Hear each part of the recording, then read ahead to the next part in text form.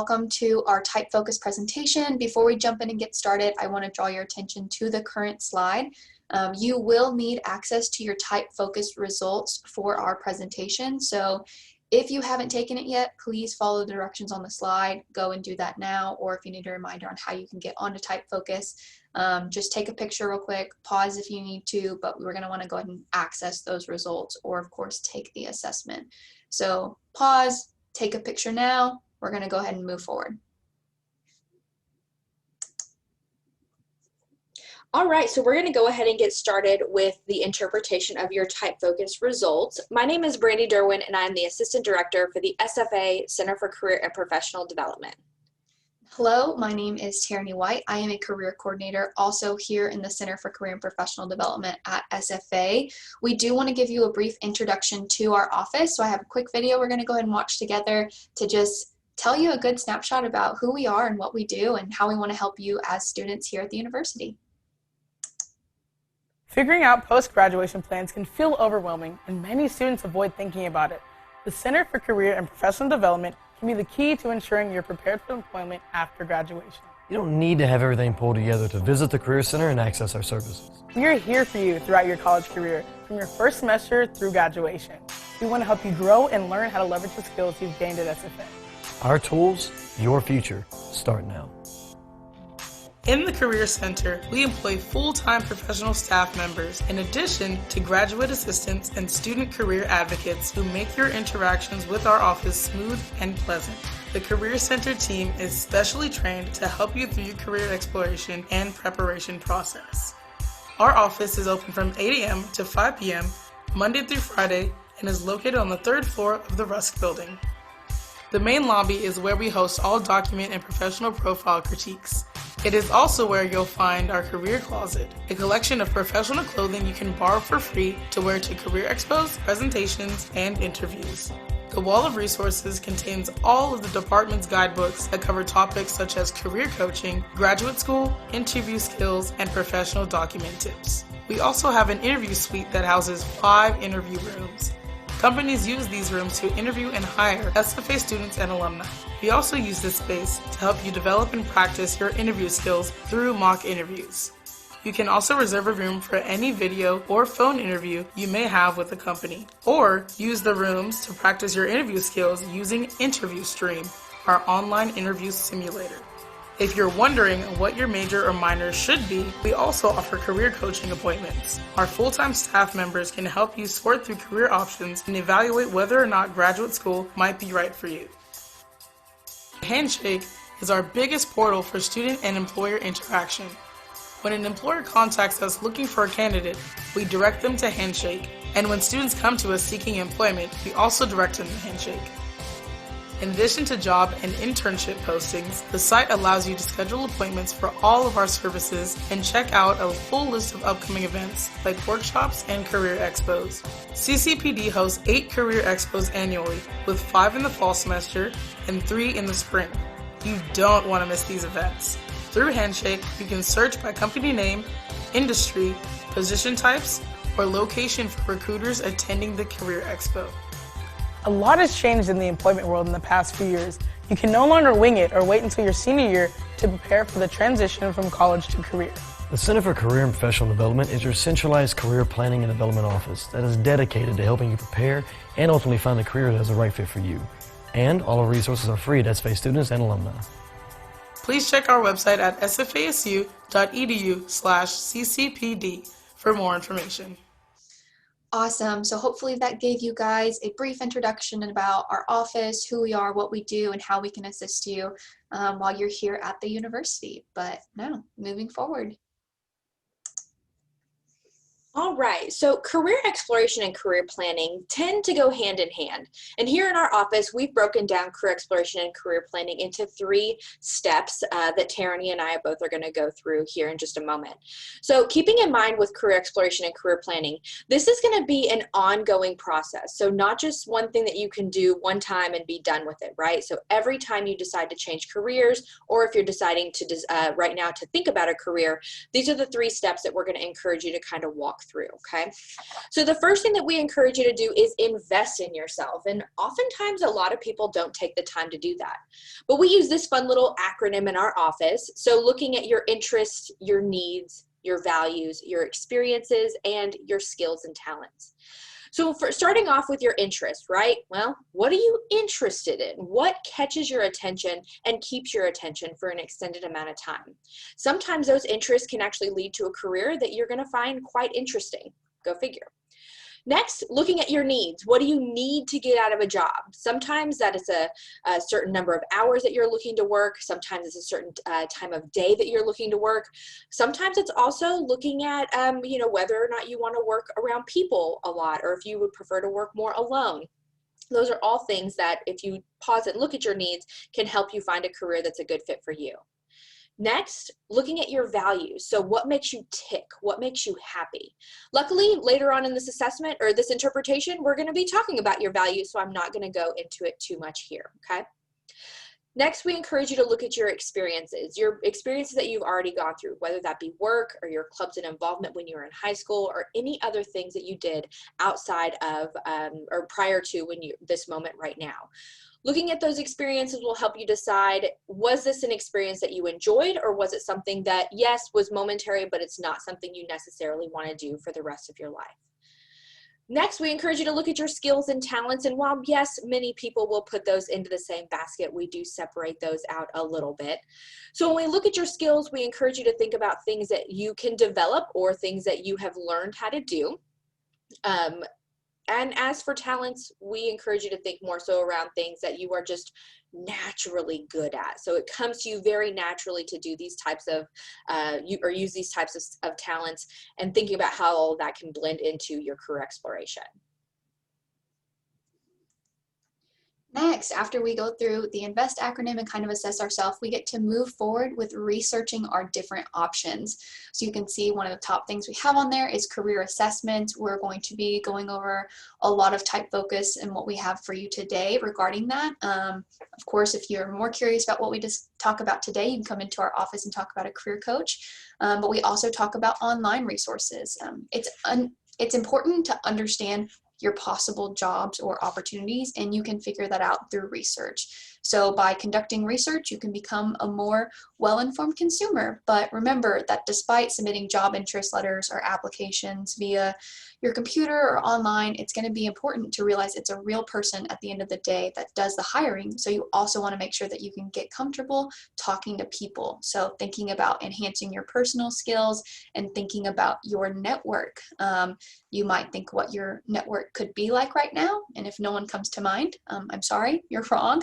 But just think about people you know, think about people that are already working and things that you might be able to learn from or ask questions by just the people that you're surrounded with day to day. Moving forward in your classes, maybe some of your professors, you're kind of starting to really build your network while you're coming to SFA, coming to the university.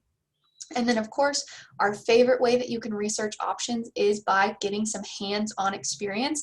This is going to let you further assess as well how much you like a particular position or opportunity that you've been presented with, but just finding a way to get some hands-on experience to figure out if you really do like it or not. It's a great way to research. As Tierney just mentioned, gaining experience, which is of course one of our favorite ways for students to really do some career exploration. So the first thing we have listed on here is going to be volunteering. And volunteering is a really great way for you to start to build your resume and grow professionally and personally, right? So typically when you're volunteering, you're meeting new people, building your network that Tierney just spoke about, and really starting to gain experiences that you can add to your resume so that you can be a competitive candidate. Next, looking at taking elective courses. Most academic programs here at SFA require you to have some sort of elective courses. So we would encourage you to look into the different courses that you might be able to take for an elective and see if it's something that can really start gaining or putting you in front of opportunities to gain experience in different areas, to again just experience and gain a little bit more knowledge about particular areas that you might be interested in for a career. Next, we have interning. Interning, of course, is the new entry-level job. So again, most academic programs do encourage you or may require you to have an internship in order to graduate. We would recommend you have several internships listed on your resume, again, so that you can gain experience and also build your resume out so that you can become a competitive candidate when you're entering into the job market. Other ways that you can gain experience are through your involvement here on campus. So there are lots of clubs and organizations that you can start to become involved with. Again, really great way to build your network or make friends here on campus. But it's also a great way for you to start building out your resume and again, adding to that competitive profile. In addition to just getting involved, we do encourage you to also become a leader in that organization. Employers love to see leadership opportunities on your resume. And again, it's going to allow you to have a little bit more to talk about with an employer when you're doing an internship interview or a full-time job interview. The last two items listed on here are doing a job shadow and working part-time. So doing a job shadow is basically when you pair up with a professional for a short amount of time and just kind of observe what they do and ask them questions so that you can, again, gain more knowledge about what they do every day. If you are interested in doing a job shadow, we would encourage you to do a job shadow for a minimum of 2 hours so you can get a little bit bigger of a snapshot or picture about what somebody does each day. And if you're interested in doing a job shadow, I would encourage you to reach out to your career coach. We can maybe start helping use our network to help make those connections for you so you can, again, gain a little bit more knowledge. And then lastly, working part-time. Having a part-time job while you're in college is a great way for you to continue to gain experience, also make a little bit of cash on the side, which is always helpful, but it also helps you really develop the skills and flex those talents that we had mentioned moments ago. It also, again, really helps build your resume out and lets you become, again, a more competitive candidate when you're going into your job and internship search.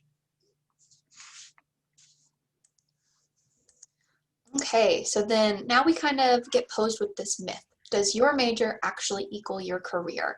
Well, I'm here to tell you that actually 47% of college graduates work in a field that is not directly related to their college major.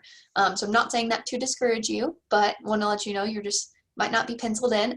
So most people think that if you major in English, you're going to be an English teacher or write. But the reality of it is that most students go into a completely different areas than what they major in. So don't feel bad if your major does not end up equaling your career. All right, so right now we're going to go ahead and start getting involved with the TypeFocus, right? So we've talked a whole lot about career exploration and the importance of it and how it can help you and how you can help yourself over your time here at SFA. But let's go ahead and talk briefly about what's up with personality, okay? So when we think about career inventories allow you to start looking at yourself in just a different way and help you find a fit between your personality or who you are and the careers that are available out there for you to start working into, okay? Again, looking at these assessments, these are one element. If you'll remember from what Tarani and I just spoke about, career assessments are one element that you can use to really start doing some career exploration. There's lots of other options out there for you, and they're not designed to lock you into a particular major or lock you into a particular career, okay? These assessments are really designed in a way to really help you look at all of the options that you may have available to you based on the assessment results, okay? So when we're looking at the particular TypeFocus assessment here, we have 16 different dichotomies, but as we go into this interpretation, we're going to be looking at each of these 4 categories. So we're going to start off with whether or not you are introverted or extroverted. Next, looking at sensing versus intuition, thinking versus feeling, and judging versus perceiving. So if you do have your assessment results, we would encourage you to get those out now so that you can use those as we interpret this with you together. And the first pair that we are going to talk about is going to be that extroversion versus introversion. So the naming is unfortunately a bit archaic, as extroversion is not just about being loud and introversion is not just about being shy. It's really going to be about where people get their energy and motivation from. So that's either going to be from other people or within themselves. So looking over the slide, extroverts tend to focus on their outer world of people and activity. They direct their energy outward and receive energy from interacting with people and from taking action. So introverts tend to focus their inner world or their own inner world of ideas and experiences. That's what they like to focus on. They direct their energy and attention inward and receive energy from reflecting on their own feelings, thoughts, and memories. When you transition that to kind of what it's like to be in the workplace, extroverts like variety and action. They enjoy interacting with people, developing ideas through discussion, learning new tasks by talking and doing, and they're typically interested in how others do their work. Whereas on the flip side, you have introverts who like quiet for concentration. They enjoy focusing on projects or tasks. They develop ideas internally. They like to learn new tasks by reading and reflecting, and truly enjoy working alone without interruptions because it gives them that time to focus. So we have a little story to hopefully put this into perspective for some of y'all. Might hit you home. So got two people kind of talking. First one says, let's go to the involvement fair. I want to see how many organizations there are. I already know 4 different ones that I want to join. Friend says, after classes all day, I think I'd rather just stay in tonight, look them up later. It's only the 2nd week. I might wait until the next semester so I can adjust to my classes. Other friend says, not me. I can't wait to fill my schedule with meetings and events. It was through the friends I've made in my classes that I've heard about the different organizations. Are any of your classmates involved? I haven't talked to any of them, so I couldn't tell you. If one of these parts in this conversation hits home for you, how you might respond in this situation, then you might be able to figure out who is the extrovert here as well as who's the introvert. Take a second to guess. And if you guessed right, we can see that the text boxes in red are going to be what's being said by the extrovert, as well as what is said in the yellow text boxes is going to be more of that introverted response. Again, if you are an extrovert and you don't feel like this is super similar to you, then that's okay. Come talk to us. Know that you kind of have and use both parts of these, but it's going to be whichever is more natural for you. So if you're in the red text box, typically going to be an E, and if you kind of fall more aligned to the yellow, then you're more likely an introvert. All right, so the next set of letters that we're going to look at are S versus N, or sensing versus intuition. And this particular set of letters tends to answer the question, how do you choose to take in and process information? So as we're looking at sensing versus intuition, looking at these two different dichotomies, for sensors, they tend to place trust in their experiences. So things that they've done, things that they've seen, things that they've touched. Whereas our intuitive friends tend to place their trust more in inspiration. So looking at more at theories and kind of that higher level thinking, the 100-mile view kind of approach. Our sensors also tend to be really thorough when reaching conclusions, so they like to paint a really detailed picture when it comes to presenting information or reaching conclusions, whereas our intuitive friends tend to focus more on patterns and kind of the overall cadence of what they just took in. For our sensors, they also tend to focus more on facts, again, things that are real and actual, typically things that they can touch and feel and see, whereas our intuitive friends tend to focus more on patterns and meanings and really like to use their imagination. Sensors tend to focus more on the present and things that are right here and right now in front of them, whereas our intuitive friends typically focus more on the future and what might be.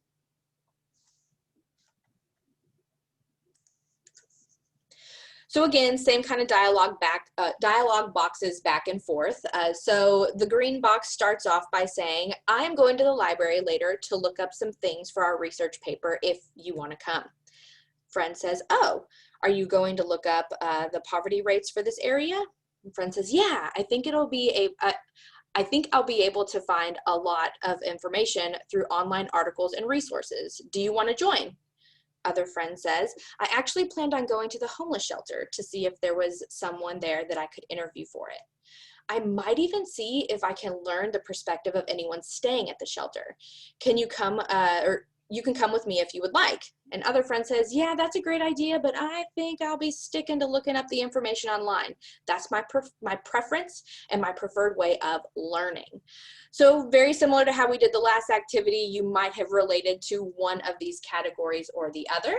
And as we advance the slide to show, you can see that the green text boxes tend to be more of our sensing folks, the ones that want to go in and find more information by looking and seeing, whereas our intuitive folks are the ones that go in and do a little bit more research on their own to learn more about the poverty rates in the area. Then next, we're going to look over the thinking versus feeling, what that might mean. But this is truly going to be, how do you prefer to make decisions? What is that like for you, thinking versus feeling? So thinkers in decision making like to look at the logical consequence of a choice or action. They want to mentally remove themselves from the situation to examine the pros and cons objectively. They are energized by critiquing and analyzing to identify what is wrong with something so that they can solve the problem. Their goal is to find a standard or principle that will apply in all similar situations. Then, feelers in decision-making like to consider what is important to them and to the others involved. They mentally place themselves into the situation to identify with everyone so they can make a decision based on their values about honoring people. They're energized by appreciating and supporting others and look for qualities to praise, and their goal is to create harmony and treat each person as a unique individual.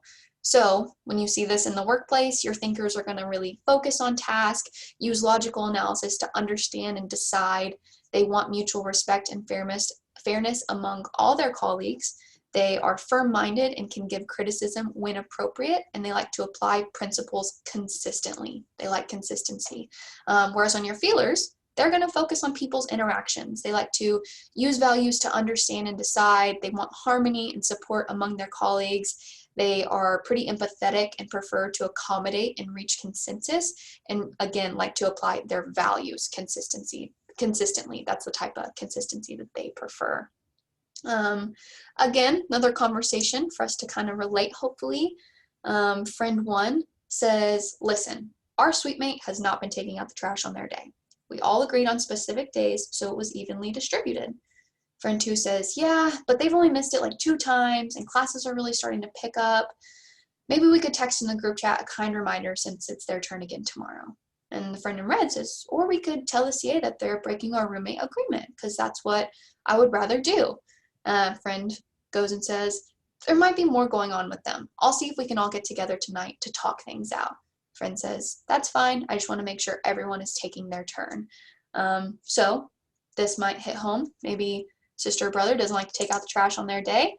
And we can see if you kind of align more with those red text boxes, you are typically going to be the thinker, whereas if blue is kind of hitting a little bit more home for you, those are going to be more of the feeler responses in that conversation.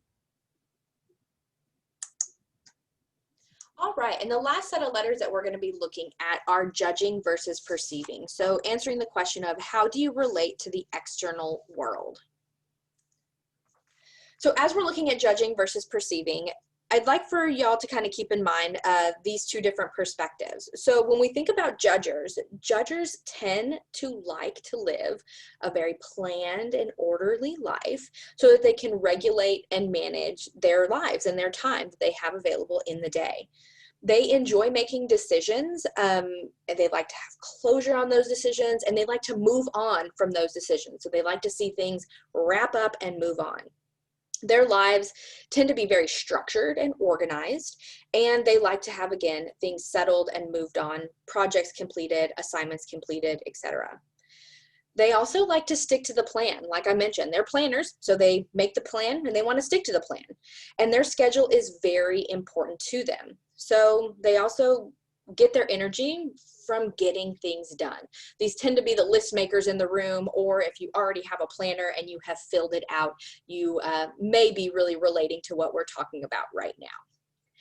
As for our perceiver friends, they like to live in a very flexible, spontaneous life, okay? They like to get new experiences and understanding of life rather than control it, okay? Detailed plans and final decisions tend to stress them out more than anything, and it feels really confined to them. So they like to have an open schedule and be really flexible when it comes to last minute options that could come up.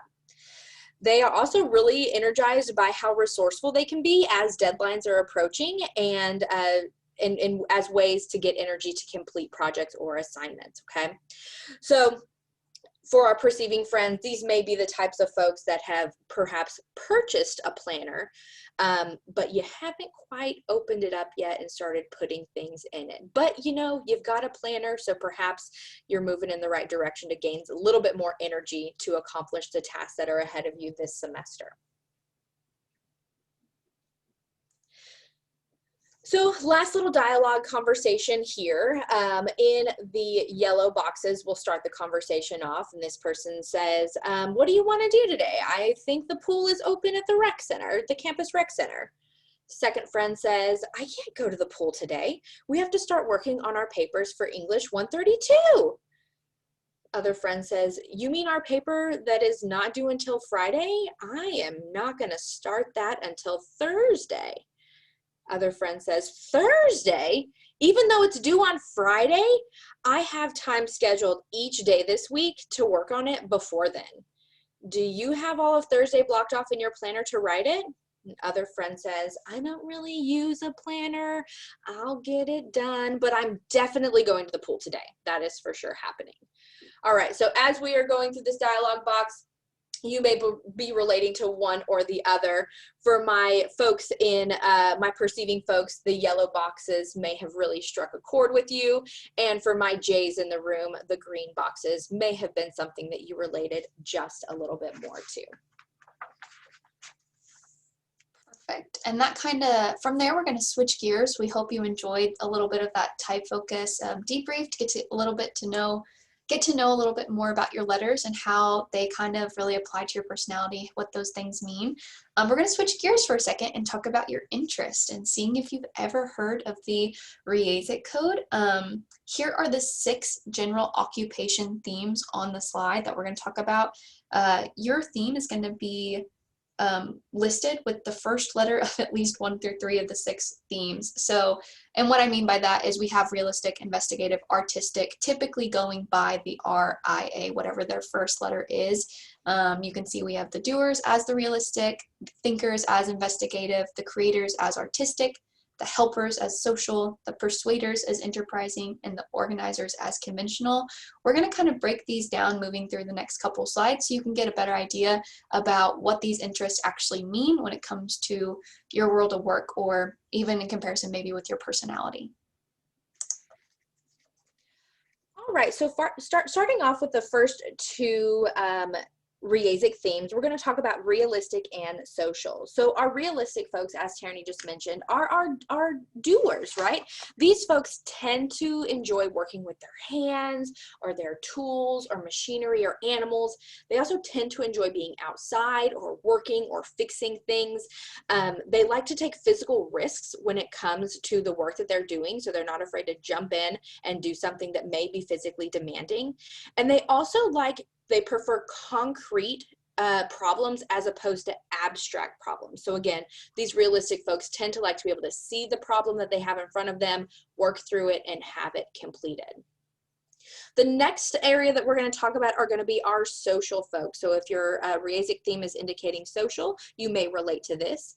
Our social friends tend to be our helpers. So they like to work with people, oftentimes in groups, and they like to inform and teach and train, typically going into the helping industry. So anytime you think about working with people or engaging with other human beings, typically those are going to be more of your folks that are interested in social careers as it relates to the world of work. They also like to arrange really positive relationships and create harmony, all right? So they're typically the person that you would go to when you have a problem, and they want to kind of talk it out with you to help you figure out what that balance of harmony may look like for you. They tend to have a deep concern for people and excellent interpersonal skills. Again, thinking about the types of people that you have in your life, or even this may be you, where people tend to come to you with their problems or just to talk. They tend to have impeccable interpersonal skills to really gauge the conversation and help you feel at peace and at harmony with them. They like to solve problems by discussing feelings with others. So a little different than our realistic friends that like to have the concrete problem that they can move through to a solution. These folks tend to like to discuss the feelings with the other people so that they can, again, solve that problem. The next one that we're going to look at is that investigative part of the REASIC. So these people they like to gather information, uncover new facts, and interpret data. They love to explore the learning that they're doing they just like strong scientific or mathematic things. That's really what their preference and orientation is going to be towards. They are competent in analysis, writing, problem solving, research, very task oriented. That's some of their top skills, things that they're just competent in, and they enjoy the mental challenges in solving problems by thinking. They tend to value independence, curiosity, and just really learning on that very analytical side. And like I said, just the analysis and the strong scientific or mathematical side of those things. As we move down to enterprising, these people typically enjoy working with others to persuade, sell, lead, or manage. These are the persuaders of the group, so that's going to be one of the things that they really enjoy. They like to lead others towards some organizational goals or economic gain, so always kind of looking forward about what they're trying to achieve. They are self-confident, ambitious, energetic, verbal, assertive, optimistic, competitive, doing whatever it takes to reach that goal that they have in their future sights. They prefer social tasks, being around others, other people that they can persuade. They can't stay focused on any one task for too long. And then they like to lead groups. They give speeches, manage people and projects. So you might see presenting, communication as some of their top skills. And just their verbal ability and ability to motivate and direct others. All right, and the last two letters for the REASIC code is going to be artistic and conventional. So for our artistic friends, again, we're thinking more about folks that are creative. That's the key word that we want to think about here. These folks enjoy doing things in a unique way. They like to they like to solve problems by doing something a little bit new or something a little bit different. They tend to be pretty independent when it comes to working on projects, so they can, again, express themselves creatively. They really enjoy the beauty and the variety and typically what might be considered unusual to other folks. They enjoy that kind of area and thrive in those settings. As for our conventional friends, the key word we want to keep in mind here are the organizers, all right? They're typically the ones that like to solve problems by organizing them, creating some sort of a structure. They like activities that are related to anything that requires attention to detail or organizing things really gets them energized and they enjoy it. They like doing filing systems and maybe even math and data management, although you may not want to admit it. You may typically enjoy that and you find it interesting, and there are careers out there that might be a good fit for you based on that conventional aspect.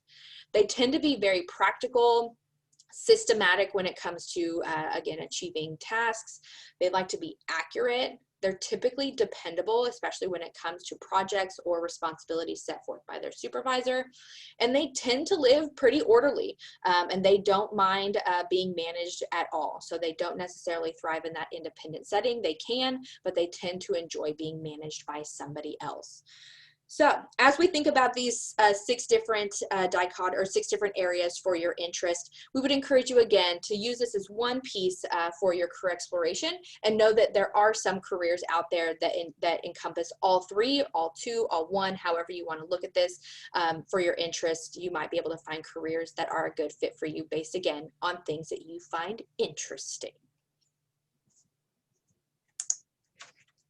Another area that we have from our TypeFocus results that kind of just draws our attention is going to be our values. So actually diving in and thinking about what your values are, your TypeFocus results going to give you somewhere to start at least.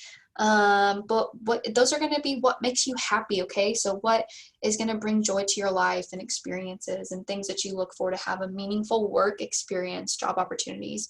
And then more so, why do they matter? Why does, when it comes to picking a career, what your main values are going to be? And I would say it's because they are at the core of your decision making. So thinking about how much you value being in an area where you work close to home, or if you're working in a city, what hours you work. Kind of, we talked about these in the beginning when we were assessing ourselves. But it's important to remember these values as we're thinking in future terms about what we want for ourselves after graduation and what that's going to look like. So make a mental note, put it in your workbook about what your values are based off of your TypeFocus results, and kind of explore that more. Think about that over your time here at the university at SFA, and know that your values will likely change over time. No way to tell really now what that might look like whenever you are finished with school, but just keeping track of what they are and monitoring them during your time here to see what they look like closer to graduation. All right. And the last part of your TypeFocus results that we're going to be looking at today are going to be the transferable skills, or the skills, again, that you may have that you can put on your resume, again, to make yourself a competitive candidate for an employer as you're entering into this job search or the internship search. So the key word that we focus on are transferable skills, which are basically experiences and skills that you can gain through the different experiences you've had.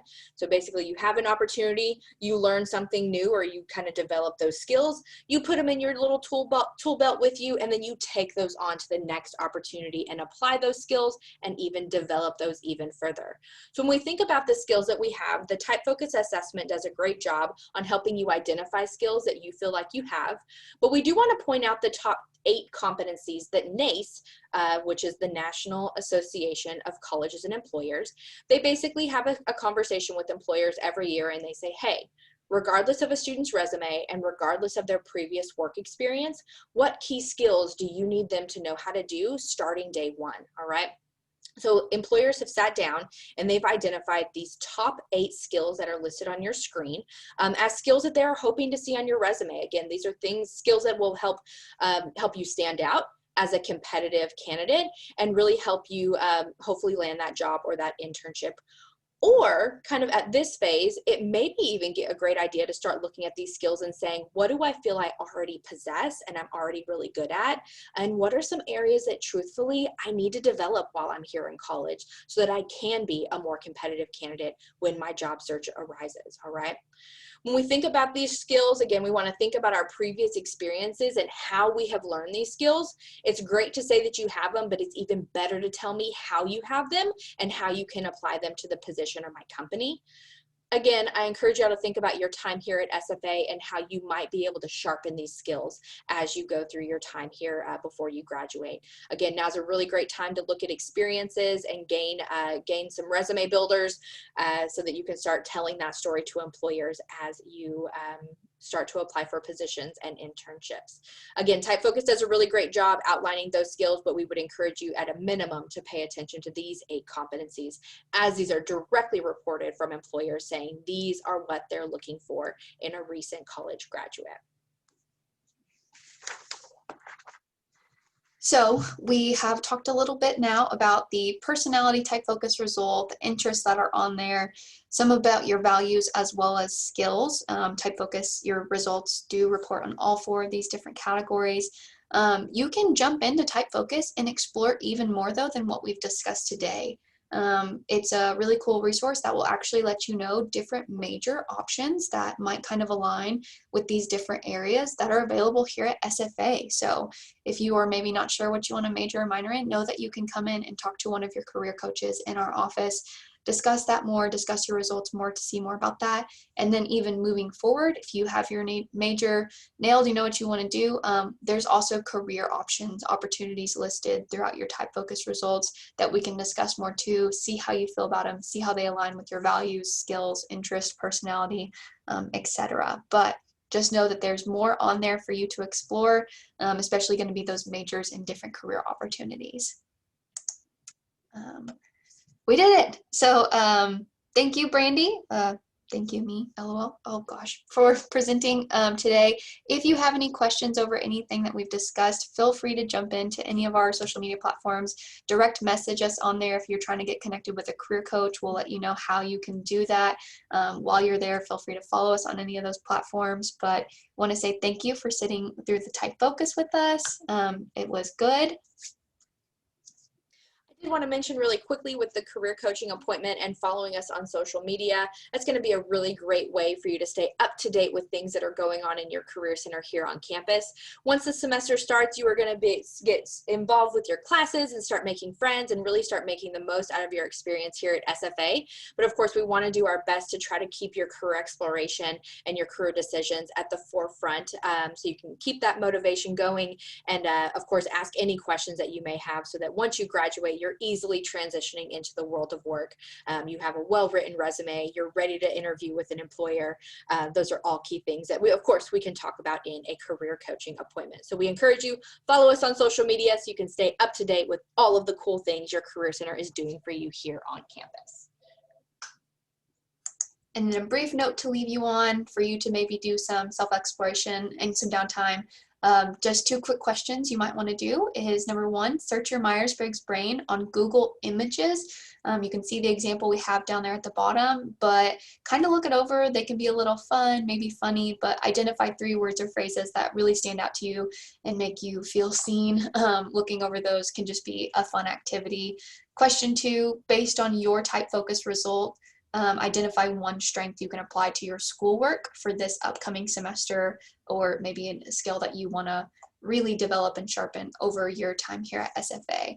But just 2 little discussion things that you might be able to take from this presentation and actually move forward on. But again, thank you so much for watching our presentation, and we wish you the best of luck with this semester.